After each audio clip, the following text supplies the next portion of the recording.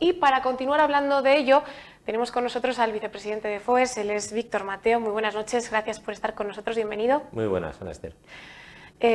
Para intentar analizar un poco cómo son los efectos de esta crisis, de esta inflación que estamos viviendo, de esta incertidumbre en nuestras empresas, en este caso sorianas. No sé si se puede hacer un esbozo de la situación y el panorama que tenemos ahora mismo. Bueno, pues basta con poner los noticiarios, ¿no?, de los medios de comunicación, y entre ellos el vuestro, desde luego, para ver que nadie es ajeno a lo que está ocurriendo a nivel internacional.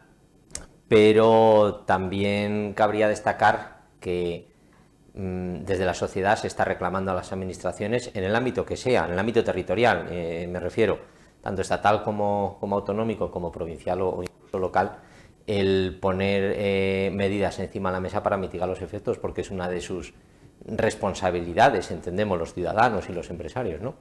Entonces, bueno, pues eso nos debería llevar a pensar en positivo, ¿no? Si tenemos confianza en esas administraciones o no. Bueno, pues si tenemos confianza en ellas, por lo menos desde la patronal, sí entendemos que debiera haber bueno, un pequeño agujero de luz al final del túnel, ¿no?, que es como nos gusta ver las cosas siempre. Medidas, hablamos de medidas, pero ¿qué medidas se podrían ofrecer? ¿Quién las tendría que dar? Porque hablamos de diferentes administraciones, no sé si ya serían a nivel autonómico, a nivel nacional. ¿Y qué medidas podríamos dibujar en este esbozo? Bueno, pues desde la patronal hemos urgido a las administraciones a través de un documento que no viene sino a sumarse al que han hecho otras instituciones, ya sea de ámbito de representatividad empresarial o incluso sindical o la propia sociedad civil, a través de incluso asociaciones. Te voy a poner un ejemplo, de vecinos. En el ámbito estatal es muy sencillo. ¿En qué competencias tiene el Estado en materia impositiva? Que es algo que toca sensiblemente a una cuestión capital que es protagonista en lo que estamos viviendo ahora, que es los impuestos que van ligados a los carburantes, ¿no? Bueno, pues hay una partida que es IVA en el litro de combustible y otra partida que es impuestos especiales sobre los hidrocarburos. Tocar el IVA desde la Unión Europea, rebajarlo más del 15% es, podemos decir, imposible por un tema normativo, ¿no? Con lo cual, tocar el IVA no tendría un efecto deseado sobre los carburantes. Entre otras cosas porque el sector transporte ese IVA se lo deduce. Aquí lo que estamos hablando es de tocar el impuesto de hidrocarburos. Y en ese impuesto, que es lo que han hecho otros países, véase Portugal, en ese impuesto la Unión Europea no te dice nada, el país es soberano para hacer lo que quiera. Ahí tenemos una medida de índole estatal, ¿vale? El tocar esa parte del impuesto que nos ayude a mitigar el precio del combustible y poner en marcha otra vez el sector transporte, que al final es poner en marcha un país. Y ahora se ha visto que el sector transporte es capital en la economía, y ya no en la economía, sino en el día a día de un país, ¿no? Medida de administración estatal. Medida de administración estatal también es reorganizar cómo fijamos el precio de la energía.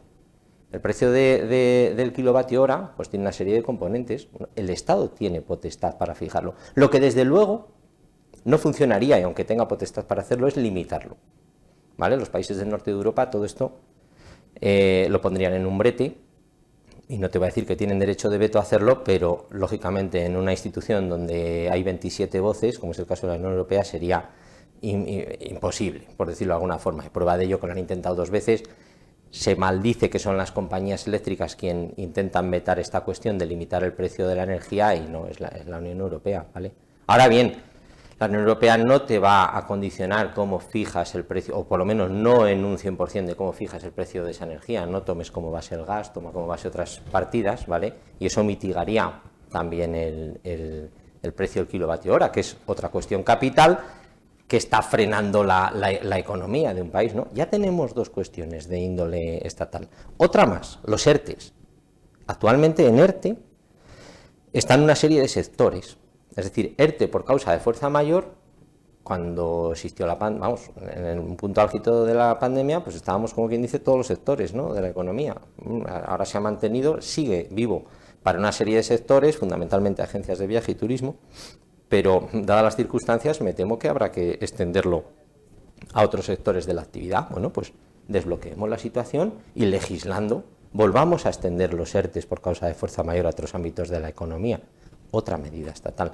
Medidas de índole autonómico o de índole local o de índole provincial, tenemos muchos impuestos más que las administraciones podrían, pues no voy a decir eliminar, ¿no? Porque lógicamente las administraciones y el gasto público hay que sostenerlo de alguna forma y la forma es vía impuestos, pero sí podemos dilatarlos en el tiempo, hacer moratorias e incluso aplicar bonificaciones por determinadas cuestiones, ¿por qué no? Pero ¿con qué nos encontramos, Ana Esther? Con que la administración lamentablemente es lenta. Y en esto, igual que en otras muchas cuestiones, no va al ritmo ni a la velocidad que va la economía real o la vida real y con eso tenemos un verdadero problema, no en España, ni en Soria, ni en Castilla y León, sino también en Europa y en el mundo. Y en concreto, Víctor, si hablamos de las empresas, hemos hablado de las administraciones, de las diferentes medidas que pueden aportar, que no son pocas, hemos visto varias, nos has dejado sobre la mesa varias, pero las empresas a nivel privado, ¿qué medidas podrían adoptar?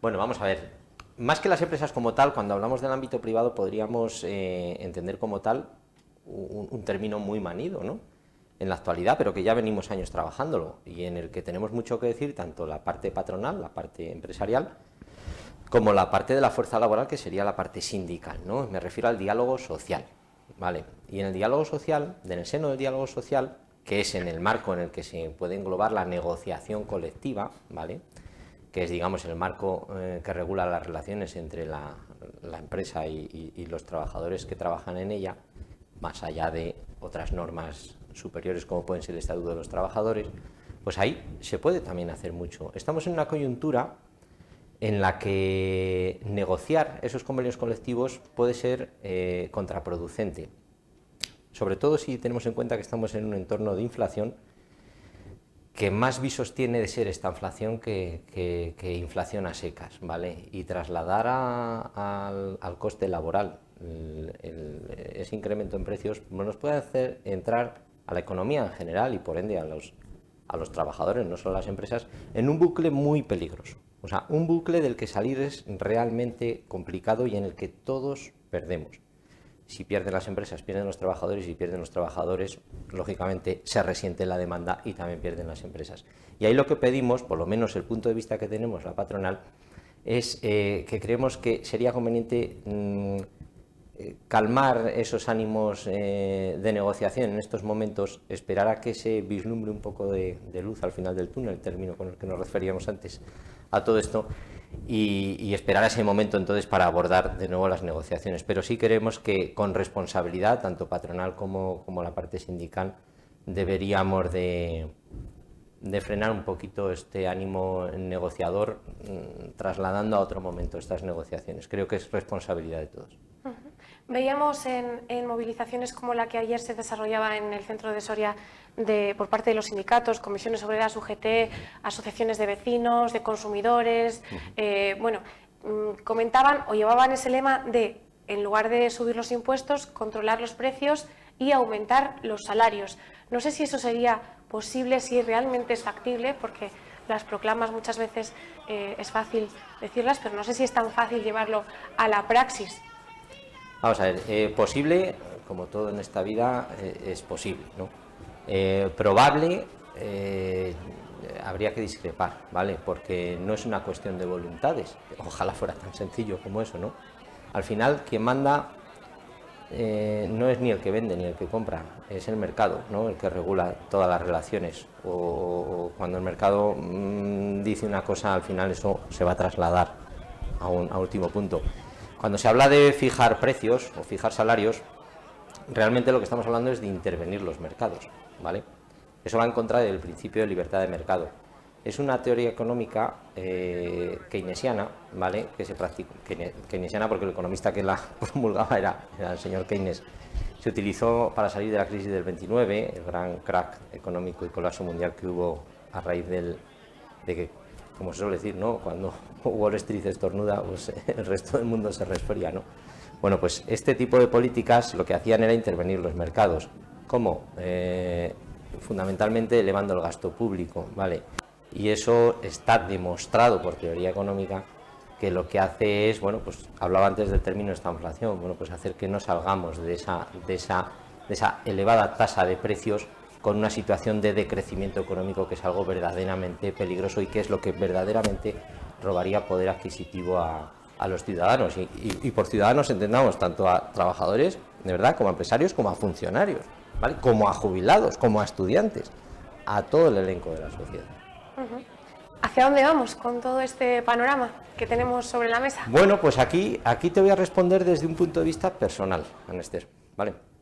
Aquí, bajo mi punto de vista personal, te diré que estamos posiblemente ante la tasa de cambio más lenta que vamos a experimentar en los próximos años, me atrevería a decir incluso décadas, ¿vale? Si creemos que ahora estamos viviendo algo vertiginoso, y como decía aquel, estamos cansados de vivir hechos históricos en los 2-3 últimos años, ¿no? Véase, pandemia, volcán de La Palma, ahora esta cuestión. Sin duda. Bueno, creo que estamos ante un cambio de paradigma en el mercado y en la forma de vida en general, ¿vale? La tecnología ya no es algo incipiente, es algo que condiciona nuestras vidas. Creo que ese cambio de paradigma, bueno, pues nos va a alejar de entornos tradicionales de vida cotidiana y nos va a llevar a entornos más digitales. Podemos introducir términos como el metaverso, ¿no? Vamos a tener un avatar cada persona para poder circular libremente por el entorno digital y igual asistir a una obra de teatro que a un centro comercial, no nosotros, sino nuestro avatar, y diremos, pero eso es imposible. Bueno, pero es que va a haber una interconexión muy directa entre esa vida digital y esa vida física, ¿vale? Porque probablemente incluso hagamos la declaración de la renta en entornos digitales, pero no digo digitales en una web, sino nuestro avatar es el que cotice por nosotros. O sea, es vertiginoso, pero también es en cierto modo esperanzador, ¿no? En el sentido de que, bueno, vale, sí, nos han llevado a un abismo en el que hay que asomarse, pero lo que hay debajo o lo que hay encima, pues puede ser bonito, y al final es a lo que hay que subirse, porque, y en esto, por lo menos desde el punto de vista empresarial, lo sentimos de una forma. La economía del mañana, en la economía del mañana va a haber dos tipos de personas o de ciudadanos: los que estén subidos a ese nuevo paradigma y los que no se quieran subir. Pues es lo típico: yo no quiero WhatsApp ni tengo WhatsApp, ¿no? Es una máxima que ahora se entiende casi como un nuevo esnovismo, ¿no?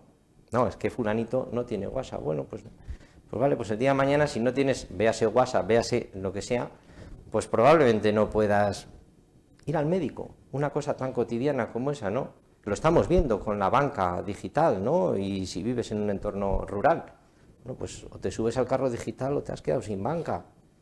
Que el banco es muy malo, bueno, es un término discutible, ¿vale? Es decir, el mundo va por ahí, tú sabrás si te quieres subir al carro o no. Y este tortazo, porque lo que estamos viendo es un tortazo, creo que nos debe hacer pensar en ello y sin pecar de cándido o de inocente, creo que lo deberíamos ver de otra forma. Eso sí, a final de mes hay que seguir llegando, el depósito del combustible hay que seguirlo llenando, y volvemos al principio de la conversación. Las administraciones tienen que estar a la altura, y en eso tenemos que decir, por lo menos desde el punto de vista de la patronal, que nos sentimos muy entristecidos de ver que las cosas no van a la velocidad que debieran. Pues con ese mensaje nos vamos a quedar, Víctor, sobre todo para reflexionar de todo lo que nos has dicho a nivel personal, de todo el paradigma que nos queda por delante, y también a nivel social de toda la situación por la que estamos atravesando, que vemos que afecta no a determinados colectivos, sino a la sociedad en su conjunto, que al final esto es un círculo y un ciclo. Víctor, muchísimas gracias por estar con nosotros esta noche. Esperamos que todas estas negociaciones lleguen a buen puerto, que estemos otro día sobre esta mesa charlando ya con medidas ejercidas en las diferentes mesas de diálogo y consejos de diálogo social que se hayan llevado a cabo. Espero que también. Vale, muchísimas gracias. Buenas noches. Buenas noches. Hacemos una breve pausa y enseguida seguimos aquí en este Soria en Serio de hoy, que está dedicado íntegramente a la situación económica del país, de la comunidad y también de Soria.